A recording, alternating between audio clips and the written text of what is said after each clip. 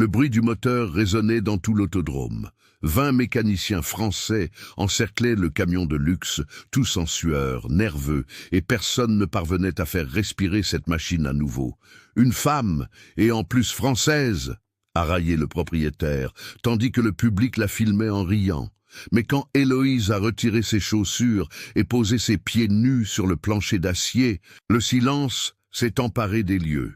Ce qu'elle a fait ensuite a laissé même les ingénieurs européens sans voix. Abonnez-vous, mon ami, et dites-moi en commentaire de quelle région de France vous regardez cette histoire. Mes chers amis, aujourd'hui je dois vous raconter une histoire qui m'a profondément touché quand je l'ai apprise. C'est une de ces histoires qui nous font remettre en question nos préjugés, vous savez, une histoire sur la fierté, sur les frontières, pas seulement celle qui sépare les pays, mais celle que nous construisons au fond de nos propres cœurs. Permettez-moi de vous présenter Héloïse Dubois, 24 ans, née et élevée à Montargis, dans la région du Loiret. Mais l'histoire d'Héloïse, mes amis, elle commence bien avant sa naissance. Elle commence avec une femme extraordinaire nommée Valérie Dubois, affectueusement connue sur les routes sous le nom de Tonnerre. Et voyez-vous, Valérie était sa grand-mère. Dans les années 80, quand les femmes camionneuses étaient plus rares qu'un diamant dans une rivière asséchée, Valérie fut la première femme à traverser seule toute la chaîne des Pyrénées au volant d'un camion Scania. Imaginez le courage, la détermination de cette femme.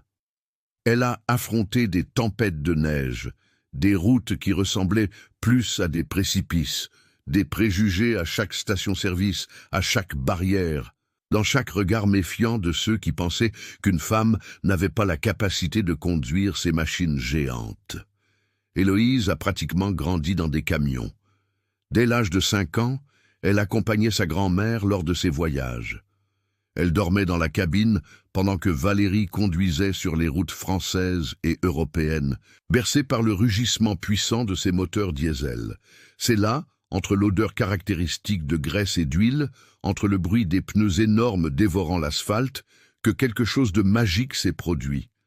Héloïse a appris à sentir les camions. Et quand je dis « sentir », mes amis, ce n'est pas une façon de parler. Valérie a enseigné à sa petite fille une technique ancienne, et presque oubliée, qu'elle-même avait apprise auprès de camionneurs vétérans des décennies auparavant. Héloïse a appris à diagnostiquer les problèmes mécaniques, pas seulement en écoutant le moteur ou en regardant les pièces. Elle a appris à sentir à travers les vibrations qui parcourent le châssis du camion. Elle retirait ses chaussures, posait ses pieds nus sur le plancher métallique de la cabine et son corps entier se transformait en un instrument de diagnostic. Les vibrations montaient par la plante de ses pieds, par les os de ses jambes et atteignaient son cerveau, où elles étaient traduites en informations précises sur ce qui se passait dans ce moteur gigantesque. Il y a 2 ans, la vie d'Héloïse a changé pour toujours. Valérie a été diagnostiquée avec un cancer agressif en quelques mois. Cette femme forte comme l'acier, qui avait traversé montagnes et tempêtes, qui avait brisé des barrières et prouvé sa valeur 1000 fois, est partie. Mais avant de partir, elle a laissé à sa petite fille son héritage le plus précieux. Ce n'était pas de l'argent, ce n'était pas des bijoux. C'était un petit atelier spécialisé dans les moteurs diesel haute performance à Montargis et une réputation bâtie au fil des décennies comme la doctoresse des camions impossibles. Héloïse aurait pu vendre cet atelier. Beaucoup de gens pensaient qu'une jeune femme de 22 ans, seule au monde, ne parviendrait pas à poursuivre l'héritage de sa grand-mère. Mais savez-vous ce qu'elle a fait? Elle a retroussé ses manches, ou plutôt, elle a enfilé la salopette usée qui avait appartenu à Valérie et a transformé cet atelier modeste en une référence nationale. Aujourd'hui, des camionneurs parcourent des centaines de kilomètres, traversent des régions entières, juste pour qu'Héloïse examine leur véhicule. Elle s'est spécialisée dans les moteurs Scania de compétition, ceux utilisés dans les courses de camions qui attirent des foules et des millions d'euros en Paris. Et voyez-vous, quelle chose impressionnante. Elle a développé des modifications expérimentales sur le système d'injection électronique qui augmentent la puissance sans compromettre la durabilité du moteur. Ce sont des secrets techniques qu'elle garde précieusement. Des connaissances qui font d'elle une légende grandissante dans l'univers des camions de course. Mais maintenant, mes amis, nous devons traverser la frontière et rencontrer l'autre personnage de cette histoire. Et préparez-vous, car celui-ci est bien différent de notre Héloïse. De l'autre côté, à Marseille, en France, il y a un homme nommé Auguste Duval, âgé de 51 ans, propriétaire de Duval Transport, le plus grand empire logistique de France. 800 camions, un chiffre d'affaires annuel de 890 millions d'euros, des chiffres impressionnants, n'est-ce pas? Auguste est connu dans toute l'Europe pour 3 choses, son génie des affaires, son arrogance démesurée, et préparez-vous à cela, son profond préjugé contre les Français et contre les femmes dans les professions qu'il considère masculines. Né dans une famille traditionnelle de Neuilly-sur-Seine, quartier chic de Paris, il a été élevé en croyant à la supériorité française sur tous les pays voisins, surtout l'Allemagne. Pour Auguste, suggérer qu'un Français puisse être meilleur qu'un Allemand dans n'importe quel domaine est une offense personnelle. Il porte ce préjugé comme un blason familial, vous savez, et quand il s'agit d'une femme travaillant dans la mécanique, mon Dieu, pour lui c'est pratiquement une mauvaise blague. 000 €, une véritable œuvre d'art sur roue. Mais savez-vous ce que j'ai remarqué quand j'ai appris cette histoire? Derrière tout ce succès, toute cette arrogance, il y avait un homme profondément solitaire et malheureux. Auguste est divorcé depuis 8 ans. Son épouse, Marcelle, n'a plus supporté d'être reléguée au second plan pendant qu'il se consacrait obsessivement à son travail. Et savez-vous ce qui est pire? Il a également perdu la relation avec sa fille unique, Lucie, qui a aujourd'hui 25 ans. Lucie refuse simplement de parler à son père depuis qu'il a publiquement ridiculisé son petit ami, un mécanicien, traitant le jeune homme d'inutile et de raté devant tout le monde. Imaginez l'humiliation, la douleur de cette situation. Auguste vit seul dans un hôtel particulier de 2500 mètres à Neuilly-sur-Seine. Entouré de luxe de toutes parts, meubles coûteux, œuvres d'art, voitures importées dans le garage. Mais la nuit, quand le silence s'empare de cette immense demeure, il n'est qu'un homme solitaire, tourmenté par le sentiment que, malgré tout son succès matériel, il a bâti un empire sur des fondations complètement vides. Sa seule véritable compagnie sont ses camions et son équipe de compétition, où il peut exercer un contrôle total et se sentir puissant. Et c'est ainsi, avec ces deux mondes si différents, si distants, la jeune mécanicienne française portant l'héritage d'une grand-mère extraordinaire et l'homme d'affaires allemand, emprisonné dans sa propre arrogance et sa solitude, que Mars est arrivé, apportant avec lui le destin qui les mettrait face à face. Ce mois-là aurait lieu la Coupe d'Europe de mécanique diesel à Marseille, une compétition internationale qui rassemble les meilleurs professionnels du continent. Et Héloïse, pour la première fois de sa vie, traverserait la frontière représentant la France. Elle était nerveuse, mes amis, je ne vais pas vous mentir. C'était sa première fois en Allemagne, première fois en compétition internationale, mais elle était déterminée, portant avec elle la boîte à outils usée de Valérie et une vieille photographie de sa grand-mère à côté du premier Scania qu'elle a conduit. Et Auguste. Eh bien, le même week-end avait lieu l'étape allemande du championnat de course de camions. Il serait là avec toute son équipe, avec son précieux Scania R730, confiant comme toujours que personne ne pourrait surpasser sa machine parfaite et son équipe de mécaniciens allemands qu'il considérait comme les meilleurs d'Europe. Aucun des deux ne savait, mes chers, que leur vie était sur le point de s'entrelacer d'une manière qui les changerait à jamais, eux et tous ceux qui les entouraient. Une histoire était sur le point de commencer. Une histoire sur la fierté et l'humilité, sur les préjugés et la rédemption, sur la façon dont parfois les leçons les plus importantes de la vie viennent des personnes que nous attendons le moins. Héloïse est arrivée à l'autodrome de Marseille un vendredi matin, au volant de sa Renault Clio rouge, avec ce petit drapeau français collé sur la vitre arrière. Le soleil tapait déjà fort quand elle s'est garée dans la zone réservée aux concurrents de la Coupe d'Europe de mécanique diesel. Elle portait sa salopette bleue, la même qu'elle utilisait tous les jours à l'atelier de Montargis, tachée de graisse, à des endroits que même le savon industriel ne parvenait plus à nettoyer. Elle portait sa boîte à outils avec ce soin particulier, comme quelqu'un qui porte quelque chose de sacré. La compétition était prévue pour commencer le samedi matin. Héloïse avait toute la journée de libre pour se familiariser avec les lieux, rencontrer les autres concurrents, préparer son équipement. Elle a marché dans l'autodrome, observant tout avec ses yeux attentifs qu'elle avait hérités de Valérie. Chaque détail comptait, chaque son, ou chaque vibration dans l'air. C'est en passant par la zone des stands, des courses de camions, une section complètement différente de la compétition de mécanique, qu'elle a entendu. Mes amis, vous devez comprendre. Pour Héloïse, les sons de moteur n'étaient pas seulement du bruit, c'était un langage, c'était de l'information, c'était une histoire qui se racontait. Et ce son spécifique qui est parvenu à ses oreilles l'a fait s'arrêter immédiatement au milieu du chemin. C'était un Scania, sans aucun doute, mais quelque chose n'allait terriblement pas. Le moteur ronronnait de manière irrégulière, perdait de la puissance, passait en mode de protection.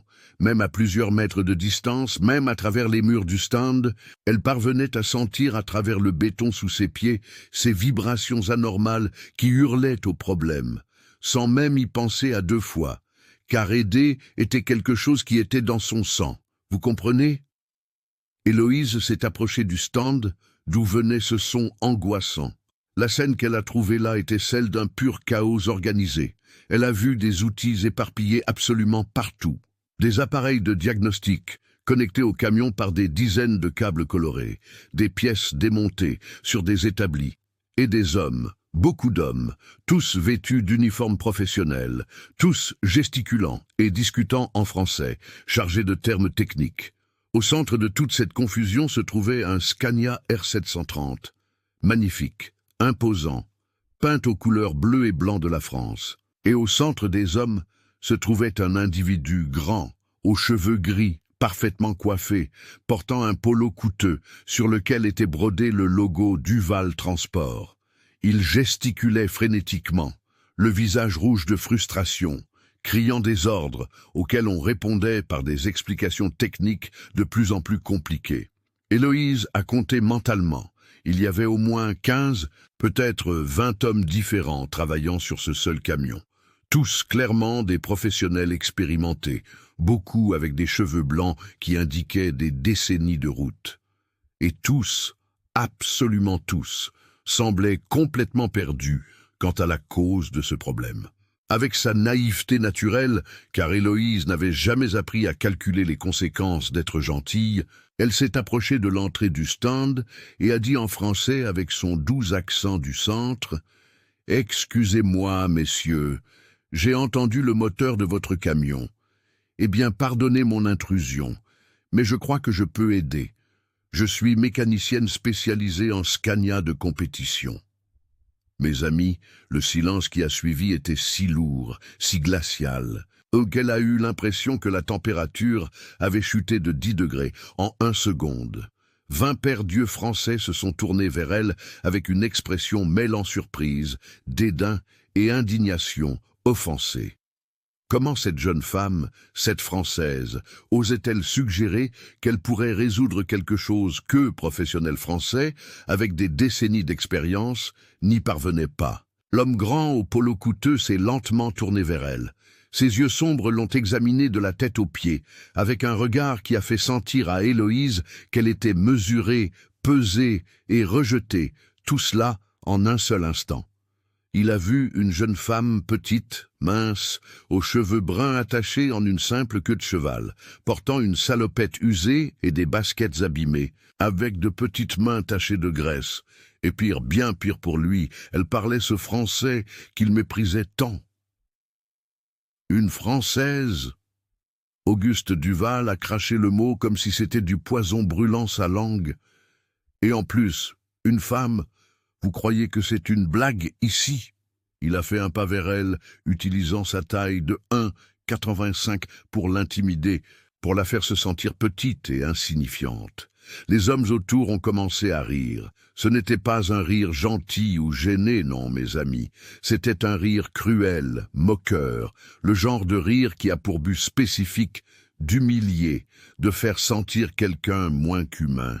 Auguste a continué en passant à un français chargé et délibéré, déformant les mots pour les rendre plus offensants. Écoutez-moi bien, mademoiselle. Les 20 meilleurs mécaniciens de France, des hommes avec 30 ans d'expérience, des ingénieurs formés en Europe, des gens qui travaillent avec Scania depuis avant votre naissance. Aucun d'eux n'a réussi à résoudre ce problème. Il s'est approché encore plus, son visage à quelques centimètres du sien. Et vous, une petite Française de rien du tout, qui n'a probablement même pas terminé l'école, qui doit passer la journée à réparer de vieilles 2 CV dans les quartiers populaires. Vous croyez que vous allez réussir ce qu'ils n'ont pas réussi? Héloïse a senti son estomac se serrer, a senti les larmes brûler dans ses yeux menaçant de couler, mais elle a cligné des yeux avec force, refusant de lui donner la satisfaction de l'avoir pleuré. Auguste n'a pas arrêté. Il gagnait du public maintenant, des concurrents d'autres équipes, des organisateurs de l'événement, des journalistes qui couvraient la course. Tous ont commencé à s'approcher pour voir ce qui se passait. Et Auguste, réalisant qu'il avait une audience encore plus grande, a décidé de transformer cela en un véritable spectacle d'humiliation. Il a sorti son téléphone de sa poche et a commencé à filmer, pointant la caméra vers Héloïse. Regardez ça, les gens. Regardez ça. Il a parlé fort pour s'assurer que tout le monde autour l'entende, alternant entre le français et l'allemand. Une mécanicienne française, c'est ce qu'il me manquait de voir. 20 professionnels allemands, les meilleurs du pays, n'ont pas réussi à résoudre. Mais elle, une petite Française qui doit réparer des charrettes dans les quartiers populaires, elle dit qu'elle peut aider. Il a ri fort, un rire exagéré pour la caméra. Qu'est-ce qui vient après? Un singe va me donner des conseils d'ingénierie. La foule autour a éclaté de rire. Certains Allemands présents ont trouvé cela si drôle qu'ils ont commencé à applaudir, encourageant Auguste à continuer. Des téléphones sont apparus de partout, filmant, prenant des photos. Héloïse était transformée en spectacle, en blague ambulante pour le divertissement de dizaines de personnes. L'un des mécaniciens, un homme corpulent avec une moustache épaisse et des taches de sueur sous les aisselles, a crié en français, avec un accent prononcé quelque chose sur le fait que les femmes devraient rester à la cuisine, pas à l'atelier. Un autre, plus jeune, a fait un commentaire obscène qui a fait rire la moitié de la foule encore plus fort. Héloïse ne comprenait pas tout l'allemand, mais elle comprenait le ton, elle comprenait les rires, elle comprenait parfaitement qu'elle était en train d'être anéantie devant tous ces étrangers. « Vous les Français, vous êtes tous pareils. » Auguste a continué, marchant maintenant autour d'elle en cercle comme un prédateur. « Vous croyez tout savoir, mais vous n'êtes que des amateurs comparés aux professionnels allemands. Ici, nous avons des standards européens, une vraie éducation. Pas ces petites écoles de quartier que vous avez là-bas. » Il s'est arrêté et a regardé la foule. « Savez-vous quelle est la différence entre l'Allemagne et la France? Ici, nous sommes de vrais professionnels, pas comme vous qui ne savez que jouer au football et faire la fête. » L'humiliation continuait et à chaque mot, à chaque rire de la foule, Héloïse avait l'impression d'être coupée par des lames invisibles. Elle a pensé à partir, à simplement tourner le dos et s'en aller. Personne ne l'aurait blâmée. Personne ne s'attendait à ce qu'elle supporte cela. C'est à ce moment-là que quelque chose en elle, quelque chose qui venait directement de Valérie, du sang fort qui coulait dans les veines de cette lignée de femmes qui ne se sont jamais inclinées devant l'injustice, a commencé à bouillir. Elle a pensé à sa grand-mère affrontant des tempêtes de neige dans la chaîne des Pyrénées, seule. Elle a pensé à toutes les fois où Valérie avait été ridiculisée, méprisée, sous-estimé et avait pourtant prouvé sa valeur en faisant simplement le travail mieux que quiconque, avec une voix tremblante mais ferme, contrôlant chaque mot pour ne pas laisser déborder toute l'émotion qu'elle ressentait. Héloïse a regardé directement dans les yeux d'Auguste et a dit « Vous pouvez m'humilier autant que vous voulez, vous pouvez vous moquer de mon pays, vous pouvez vous moquer de mon genre. Vous pouvez faire vos blagues cruelles pour vos caméras et vos amis, mais je sais ce qui ne va pas avec ce moteur. Je peux sentir le problème, et si vous me donnez une chance, je peux le prouver. » Auguste a éclaté d'un rire encore plus fort, plus exagéré. Sentir le problème. Il s'est tourné vers la foule, les bras ouverts comme un présentateur de cirque. « Vous avez entendu ça, les amis ? Elle peut sentir ce que vous êtes, une sorcière, une voyante. » Il l'a de nouveau regardé avec un mépris absolu. Ces Français croient à la sorcellerie, à la magie, pas à la vraie ingénierie. La foule a ri de nouveau et quelqu'un a commencé à faire des commentaires sur les religions françaises, sur la superstition versus la science. Héloïse a senti chaque mot comme une gifle. C'est à ce moment-là que Mathieu, le chef mécanicien d'Auguste, un homme de 58 ans, au visage marqué par le soleil de décennies passées à travailler sur des pistes de course, s'est approché. Il portait sa propre frustration et sa honte de ne pas avoir réussi à résoudre le problème du camion. Son orgueil professionnel était blessé, sa réputation était en jeu, et voir cette jeune Française suggérer qu'elle pourrait faire ce qu'il n'avait pas réussi fut la goutte d'eau. Mathieu s'est arrêté juste devant Héloïse, si près qu'elle pouvait sentir l'odeur de cigarette dans son souffle. « Écoutez-moi bien, mademoiselle », dit-il en français avec un accent allemand prononcé. La foule est restée silencieuse, tous voulant écouter. Si vous parvenez à identifier et à résoudre le problème de ce Scania, le problème que 20 mécaniciens professionnels allemands n'ont pas réussi à résoudre, je m'agenouillerai personnellement ici devant tout le monde et demanderai pardon. J'admettrai qu'une femme française est une meilleure mécanicienne que moi. Il a croisé les bras sur sa large poitrine. Mais quand vous échouerez, et vous échouerez, parce que vous n'êtes qu'une Française prétentieuse qui ne sait même pas la moitié de ce qu'elle croit savoir, vous devrez admettre devant toutes ces caméras, devant tous ces gens, que les femmes ne sont pas faites pour la mécanique et que les Allemands sont supérieurs aux Français en tout. Acceptez-vous. Auguste a applaudi avec enthousiasme, adorant la proposition. Parfait, Mathieu, parfait. Il a regardé Héloïse avec un sourire malicieux. Et juste pour rendre les choses plus intéressantes. Quand vous échouerez, et nous savons tous les deux que vous échouerez, je vous escorterai personnellement jusqu'à la frontière et vous dirai de ne plus jamais revenir en Allemagne. Vous partirez en sachant que vous avez essayé de rivaliser avec des Allemands et que vous avez lamentablement échoué. La foule a commencé à murmurer. Certains encourageant le défi, d'autres faisant des paris sur le temps que la petite Française mettrait à abandonner. Héloïse a entendu quelqu'un crier « 2 heures maximum avant qu'elle ne pleure et ne parte », et un autre répondre « Je parie sur 1 heure ». Auguste a continué son spectacle. Il a dit à la foule, filmant toujours avec son téléphone, « C'est que nous avons ici des ingénieurs formés dans les meilleures universités européennes, nous avons des mécaniciens avec des certifications internationales, nous avons même un représentant technique de Scania France ici. Mais non, la solution viendra d'une petite Française qui a dû apprendre la mécanique en regardant des vidéos sur YouTube. » Les rires ont redoublé. Quelqu'un a crié « Elle doit penser qu'un moteur est comme un mixeur ». Héloïse a regardé autour d'elle, a vu des dizaines de visages, certains curieux, certains moqueurs, certains même gênés par la cruauté de la situation, mais pas assez courageux pour intervenir. Elle a vu les caméras pointées sur elle, enregistrant chaque seconde de son humiliation. Elle a vu le magnifique camion Scania derrière toute cette foule, cette machine souffrant d'un problème que personne là-bas ne parvenait à comprendre. Et puis elle a vu quelque chose de plus dans son esprit, clair, comme si cela se passait à ce moment-là. Elle a vu Valérie, a vu sa grand-mère d'une 40aine d'années arrêtée dans la neige de la chaîne des Pyrénées, ridiculisée par des camionneurs hommes qui disaient qu'elle ne réussirait jamais cette traversée seule. Elle a vu le visage de Valérie, ne montrant ni peur ni doute, mais cette détermination silencieuse et inébranlable de quelqu'un qui sait exactement qui elle est et de quoi elle est capable.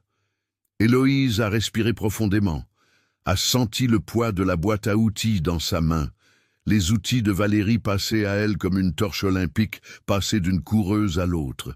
Elle a senti la photographie de sa grand-mère dans la poche de sa salopette, cette image fanée de Valérie souriant à côté de son premier Scania.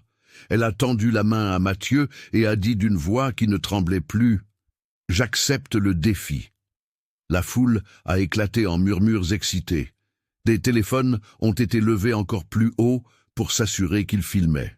Certains spectateurs ont commencé à faire des paris entre eux sur le temps que la petite Française mettrait à abandonner. Auguste a frotté ses mains, satisfait.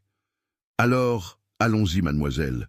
Vous avez, soyons généreux, 2 heures.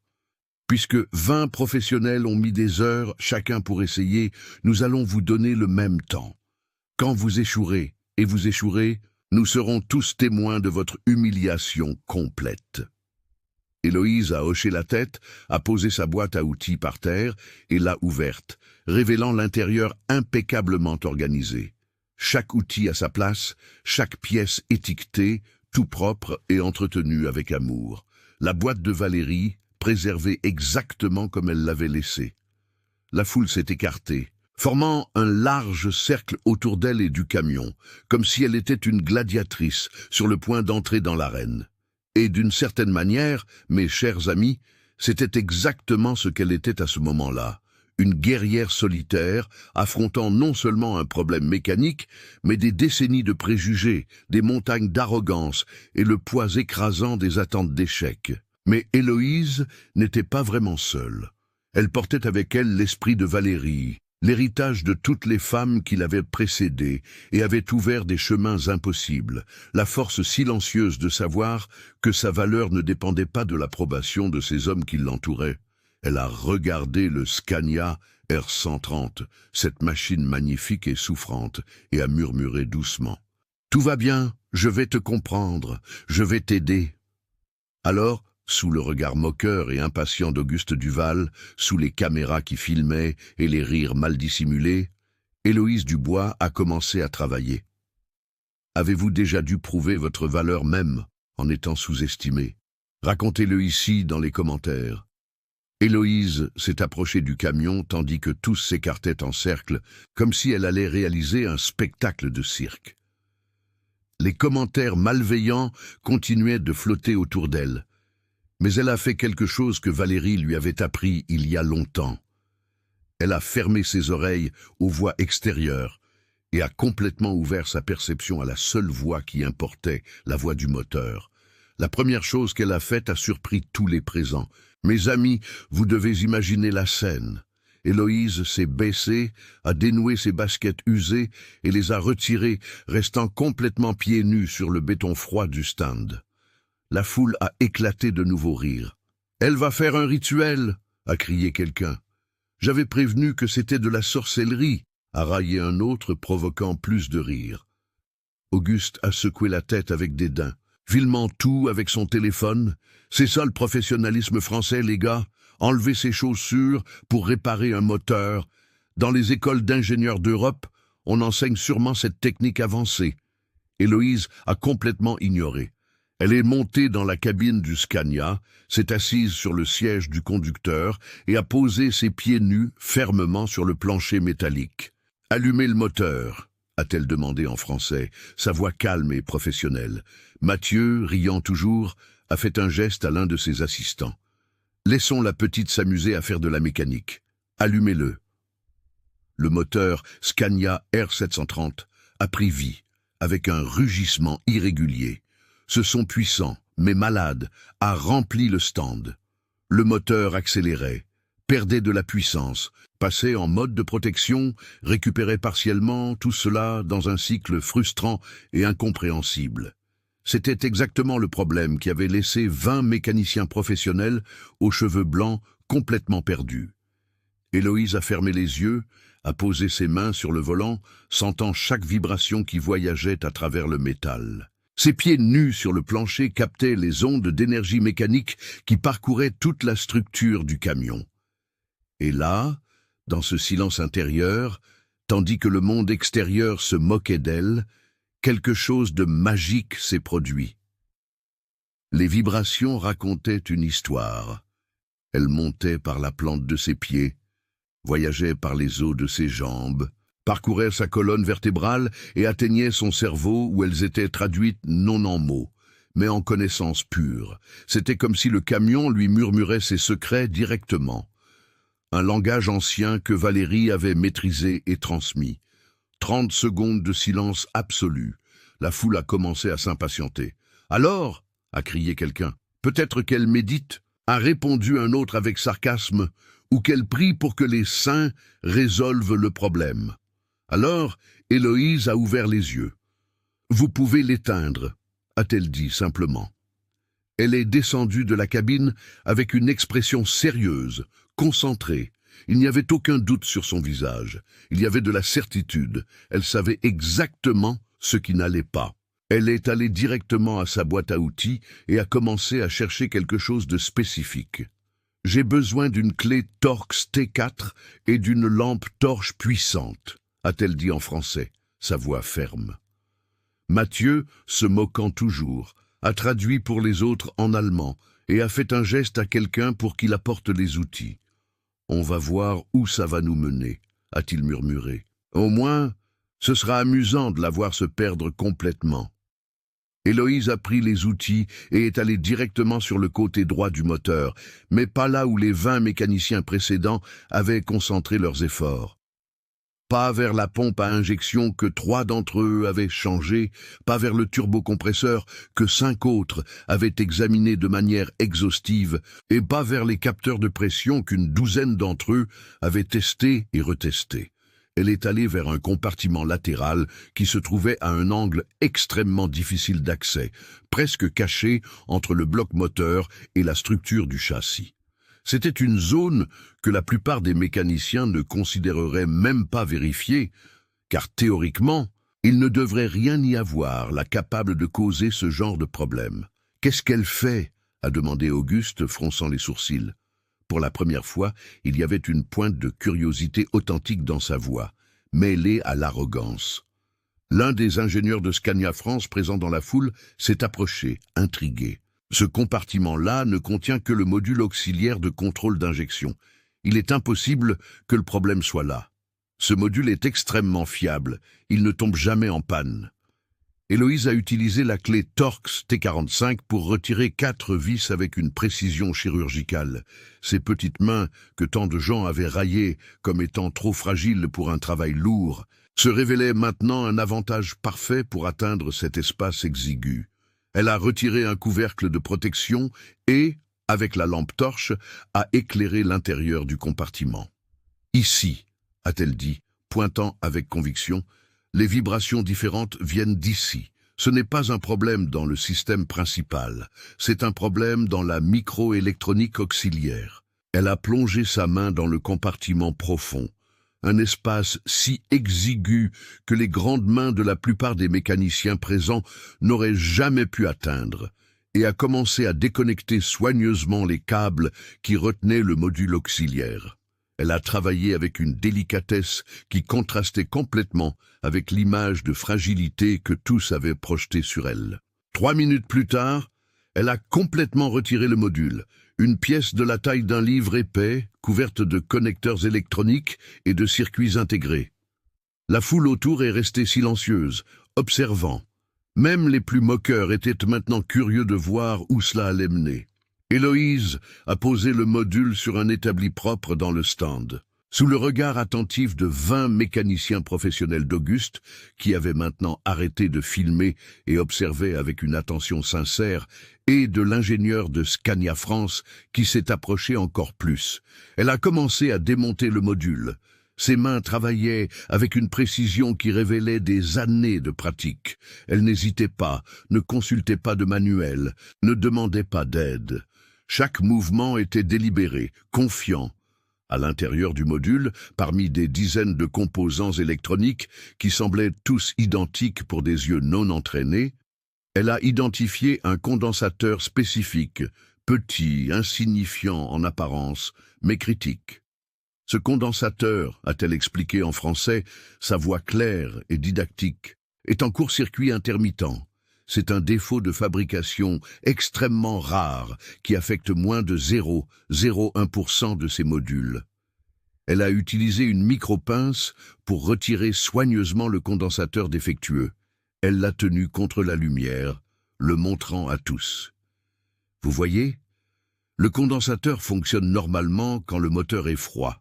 C'est pourquoi le problème n'apparaît pas lors des diagnostics initiaux, mais quand le moteur chauffe au-dessus de 95 degrés C, le condensateur entre en court-circuit partiel et provoque la perte de puissance.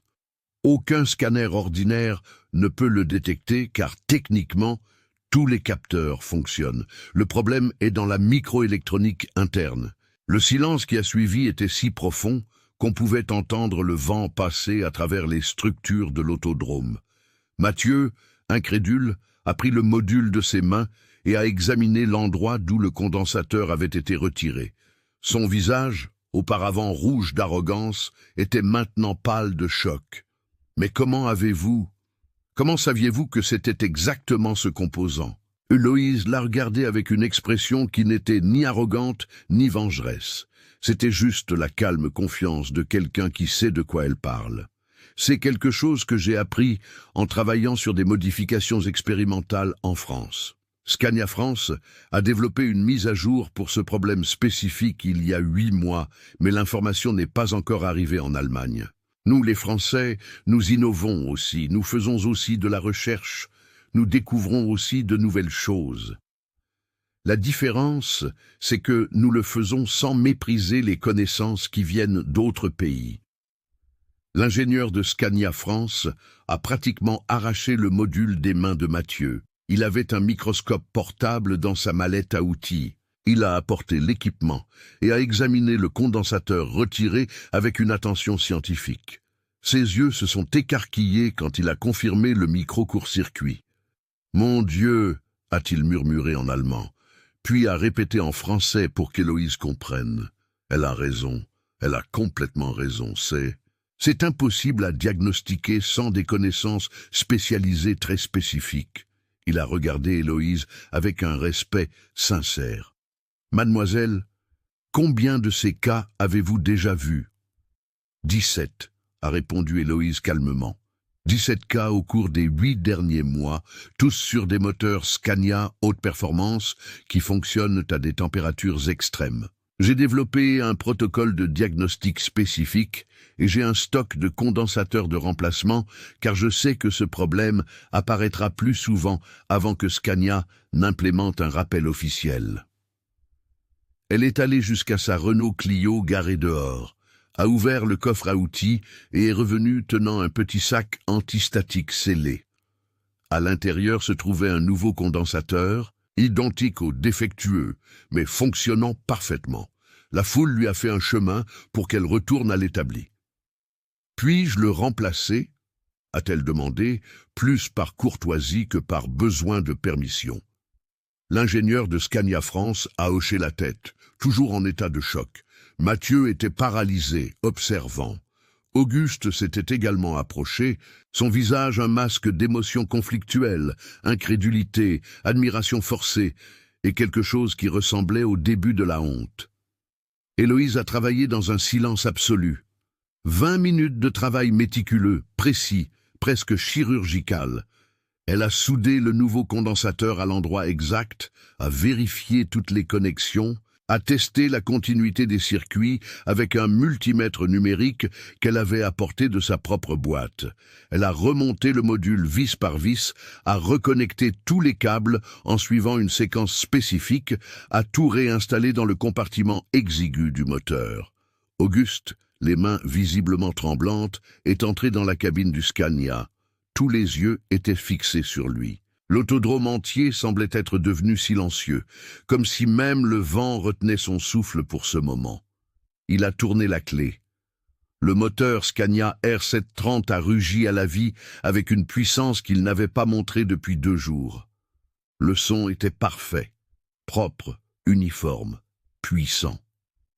Il n'y avait aucune hésitation, aucune perte de puissance, aucune entrée en mode de protection. C'était le rugissement magnifique d'un moteur de compétition fonctionnant exactement comme il le devait. Auguste a accéléré une fois, 2 fois, 3 fois. Le moteur répondait instantanément à chaque pression sur l'accélérateur, doux comme de la soie, mais puissant comme un ouragan. Il a laissé le moteur tourner pendant 1 minute entière, 2 minutes, 3 minutes. La température a monté, 90 degrés, 95 degrés, 100 degrés. Le problème précédent aurait dû apparaître maintenant, mais rien n'est apparu. Le moteur restait parfait. Auguste a éteint le moteur et est sorti de la cabine. Son visage était complètement transformé. Toute cette arrogance, toute cette cruauté moqueuse avait disparu, remplacée par une expression de choc profond et pour la première fois depuis des décennies, une humilité forcée. La foule était dans un silence absolu. Les caméras qui avaient capturé l'humiliation d'Héloïse capturaient maintenant quelque chose de complètement différent. L'humiliation des 20 mécaniciens allemands qui n'avaient pas réussi à résoudre ce qu'une jeune Française de 24 ans avait résolu en moins de 40 minutes. Mathieu est resté immobile un long moment, son visage alternant entre le rouge de la honte et le pâle du choc. Puis, lentement, comme si chaque mouvement lui coûtait un morceau de son âme, il s'est agenouillé devant Héloïse. Sa voix est sortie, rauque, brisée. Je vous demande pardon. Vous êtes une professionnelle exceptionnelle et j'ai été un idiot plein de préjugés. Pardonnez-moi. Un par un, d'autres mécaniciens se sont approchés, certains pour s'excuser, certains simplement pour lui serrer la main avec un respect sincère nouvellement découvert. L'ingénieur de Scania France a demandé ses coordonnées professionnelles, disant qu'il voulait documenter officiellement sa technique de diagnostic, mais Auguste est resté à l'écart, observant tout à distance. Et en lui, mes chers amis, quelque chose se passait, quelque chose de profond et de douloureux. Toutes les certitudes qu'il avait construites au cours de 51 ans s'effondraient. Tous les préjugés qu'il portait comme des vérités absolues étaient exposés comme des mensonges vides. Il a regardé cette jeune Française qu'il avait tenté de détruire avec des mots cruels. Et pour la première fois depuis très très longtemps, Auguste Duval a ressenti une honte sincère de lui-même. Auguste s'est finalement approché d'Héloïse. Ses pas étaient lents, lourds, comme si chaque mètre parcouru portait le poids de décennies d'arrogance en train de se défaire. La foule s'est écartée, sentant que quelque chose d'important était sur le point de se produire. Il s'est arrêté devant elle, cet homme grand et puissant, devant la jeune mécanicienne qu'il avait tenté d'humilier. Pour la première fois, il n'y avait pas de moquerie dans ses yeux. Il y avait quelque chose de différent, quelque chose qu'il essayait lui-même de comprendre. « Comment avez-vous fait » a-t-il demandé, et sa voix était complètement dépouillée de cette arrogance antérieure. C'était une question sincère de quelqu'un qui voulait vraiment comprendre. Comment avez-vous diagnostiqué en quelques minutes ce que 20 professionnels n'ont pas réussi en des heures? Héloïse l'a regardé sans colère, sans vengeance dans le regard. Ma grand-mère m'a appris à sentir les moteurs à travers les vibrations. C'est une technique ancienne que peu de gens connaissent de nos jours. Et la connaissance technique sur ce défaut spécifique. Eh bien, en France, nous sommes aussi de vrais professionnels, monsieur. Nous étudions aussi, nous travaillons, nous innovons. La différence, c'est que nous le faisons sans mépriser les connaissances qui viennent d'autres pays. Auguste a baissé la tête comme si chaque mot était une flèche précise atteignant quelque chose en lui. Il a ouvert la bouche pour répondre, quand une voix âgée a coupé l'air. « Auguste Duval !» Tous se sont retournés. Un homme âgé qui avait observé de loin depuis le début marchait maintenant vers le groupe. Il avait les cheveux complètement blancs, portait d'épaisses lunettes et un costume simple mais élégant. Son visage était marqué par de profondes rides qui racontaient des histoires de décennies vécues. Auguste a froncé les sourcils, essayant d'identifier ce visage familier, mais qu'il ne parvenait pas à situer dans sa mémoire. « Qui êtes-vous » L'homme âgé a souri avec tristesse. « Je suis Georges Martin. J'étais le copilote de votre père, Raoul Duval, quand il avait l'entreprise de transport dans les années 80. » Le visage d'Auguste est devenu pâle comme un linge. « Monsieur Georges, je pensais que vous aviez... » Sa voix a failli.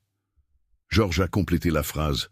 « J'ai failli mourir, Auguste. » Il a fait une pause, ses vieux yeux brillants de larmes refoulées.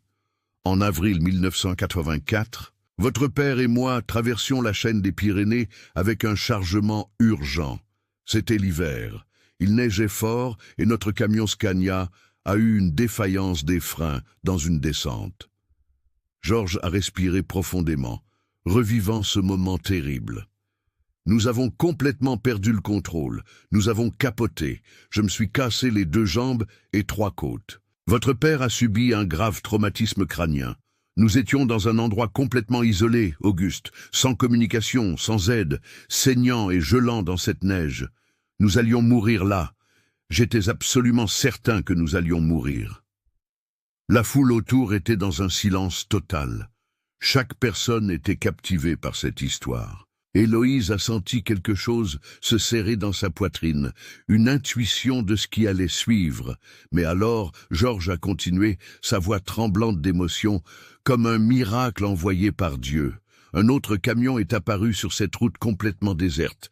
Il était conduit par une femme, la seule femme camionneuse que j'ai connue de toute ma vie sur les routes. Une Française nommée Valérie Dubois. Héloïse a laissé échapper un soupir qui était à moitié un sanglot. Des larmes ont commencé à couler sur son visage. Elle s'est arrêtée immédiatement quand elle nous a vus, a dit Georges, pleurant maintenant aussi. Elle n'a pas hésité une seconde. Elle nous a secourus, a improvisé une civière avec des planches de son propre camion, nous a emmenés à l'hôpital le plus proche, traversant une tempête de neige qui aurait tué la plupart des conducteurs. Elle a sauvé nos vies, Auguste. Votre grand-mère a sauvé la vie de votre père. Georges s'est approché d'Héloïse, la regardant profondément dans les yeux. Vous êtes sa petite fille, n'est-ce pas? Je reconnais les yeux, la façon de parler, même la façon dont vous touchez les moteurs avec ce respect, cette tendresse. Valérie faisait exactement comme ça. C'était ma grand-mère, a réussi à dire Héloïse entre les larmes. Elle est décédée il y a 2 ans. Je suis désolé, a dit Georges avec une profonde sincérité. C'était une femme extraordinaire. Votre père a essayé de la retrouver pendant des années, Auguste. Des années. Il voulait la remercier personnellement, voulait lui rendre l'appareil d'une manière ou d'une autre. Mais nous n'avons jamais réussi à la localiser. Son père était mort il y a 10 ans, cherchant toujours la femme qu'il appelait son ange français. La révélation frappa Auguste comme un coup physique en pleine poitrine. Il chancela en arrière, devant s'appuyer sur le capot de son camion pour ne pas tomber. Son visage avait perdu toute couleur. Ses yeux étaient écarquillés de choc et d'horreur. « Mon Dieu !» murmura-t-il. « Je vous ai humilié. J'ai humilié la petite fille de la femme qui a sauvé la vie de mon père. » Sa voix devenait plus forte, plus désespérée. Je me suis moqué d'elle. Je l'ai traitée d'inférieure. J'ai dit que les Français ne valaient rien. Et il, Auguste, tomba à genoux sur le sol dur du box. Ce n'était pas l'agenouillement formel de Mathieu accomplissant un pari. C'était l'effondrement complet d'un homme confronté à l'ampleur de sa propre cruauté, de sa propre ingratitude. « Pardonnez-moi », sanglota-t-il, et c'étaient des sanglots sincères, arrachés d'un endroit profond en lui, qui avait été enfoui pendant des décennies. « Pardonnez-moi pour tout ce que j'ai dit sur vous, sur votre pays, sur les femmes. Pardonnez-moi d'être devenu le genre d'homme qui humilie ceux qui sont venus m'aider. Mon père aurait honte de moi. Il aurait tellement honte du fils qu'il a élevé. » Héloïse, les larmes coulant toujours sur son visage, posa sa petite main sur l'épaule large d'Auguste. « Ma grand-mère m'a appris beaucoup de choses. L'une des plus importantes était que pardonner, c'est libérer 2 personnes, celui qui demande et celui qui accorde. Je vous pardonne, monsieur Rivard. Mais j'espère que ce pardon s'accompagnera d'un véritable changement, pas seulement de belles paroles. » Auguste leva ses yeux rouges et gonflés vers elle. « Je le promets. Je jure par la mémoire de mon père et par la mémoire de votre grand-mère que je vais changer. Je serai différent. Je dois être différent. Mes chers amis, savez-vous ce qui se passe quand une personne décide vraiment de changer? Quand la transformation n'est pas seulement de façade, mais vient d'un endroit profond et sincère. Laissez-moi vous raconter comment cette histoire s'est terminée. 4 ans se sont écoulés depuis ce jour sur le circuit automobile de Lyon. 4 ans qui ont complètement changé la vie de toutes les personnes impliquées dans cette histoire. Héloïse Dubois a maintenant 28 ans.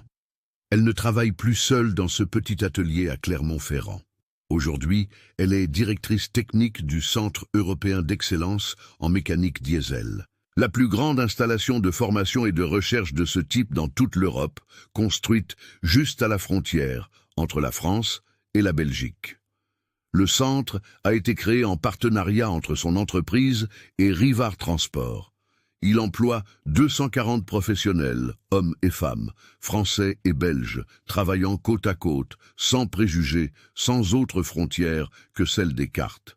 Il forme 1000 mécaniciens par an entièrement gratuitement, avec un accent particulier sur les femmes et les personnes confrontées à des obstacles pour entrer dans la profession.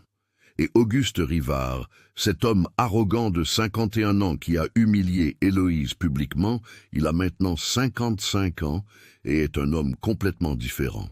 Auguste a transformé Rivard Transport en leader absolu de l'inclusion et de la diversité dans le secteur du transport européen.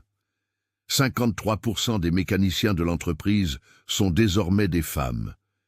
Il est devenu un défenseur passionné, vocal, infatigable de l'égalité des sexes dans les professions techniques. Il voyage dans toute l'Europe, donnant des conférences sur la façon dont ses préjugés l'ont presque fait perdre l'opportunité de rencontrer la personne la plus talentueuse qui ait jamais travaillé avec lui. Mais le changement le plus important a été personnel. Auguste s'est réconcilié avec sa fille Lucie. Il a demandé pardon à genoux, avec de vraies larmes, pour la façon dont il l'avait traitée, elle et son petit ami.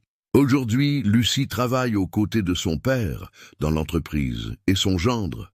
Ce mécanicien qu'Auguste avait autrefois qualifié d'inutile est l'un des managers les plus respectés de la compagnie. Auguste a également fait un voyage qui a changé sa vie, pour toujours. Il s'est rendu personnellement à Clermont-Ferrand, en Auvergne, pour visiter la tombe de Valérie Dubois. Il est resté là pendant des heures, parlant à cette pierre tombale, comme si Valérie pouvait l'entendre, demandant pardon, la remerciant d'avoir sauvé son père, la remerciant d'avoir élevé une petite fille extraordinaire qui lui a enseigné l'humilité de la manière la plus dure possible. Il a laissé des roses rouges, les préférés de Valérie, selon ce qu'Héloïse lui avait raconté, et une carte manuscrite qui disait simplement « Merci d'avoir sauvé mon père. Merci de m'avoir enseigné l'humilité à travers votre petite fille. Je promets d'honorer votre mémoire en étant l'homme que vous auriez été fier de connaître. » La semaine dernière a eu lieu l'inauguration officielle du Centre européen. Des autorités de 12 pays étaient présentes. Ce fut un événement énorme, important, historique. Et quand vint le moment des discours, Auguste monta sur scène et raconta l'histoire complète, son arrogance, sa cruauté, son humiliation, sa transformation. Il n'a rien caché, n'a rien atténué. Il a conclu par des mots qui ont fait pleurer beaucoup de monde dans le public. J'ai appris que la vraie force n'est pas d'humilier les autres, mais de reconnaître quand nous avons tort. J'ai appris que la nationalité et le genre ne déterminent pas la compétence, le caractère et la connaissance le font. Et j'ai appris que parfois, les plus grands miracles viennent des personnes que nous attendons le moins, traversant les frontières, brisant les préjugés et nous rappelant que nous faisons tous partie de la même famille humaine. Héloïse était à ses côtés sur scène, donnant cette photographie encadrée de Valérie à côté du premier Renault Trucks, la même qu'elle avait emportée lors de ce premier voyage à Lyon 4 ans auparavant. Et tandis que le public applaudissait debout, elle murmura à l'image de sa grand-mère « Mamie, j'ai continué votre chemin, j'ai transformé l'humiliation en pont, le préjugé en union et vos leçons en héritage pour des milliers. » Dans le ciel, au-dessus du centre de formation, 2 drapeaux flottaient côte à côte dans le vent, le tricolore de la France et le noir-jaune-rouge de la Belgique, un symbole parfait que les frontières qui comptent le plus ne sont pas celles des cartes, mais celles que nous construisons dans nos propres cœurs.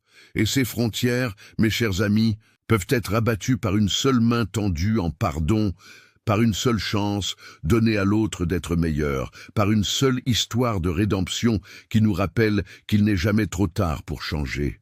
Monsieur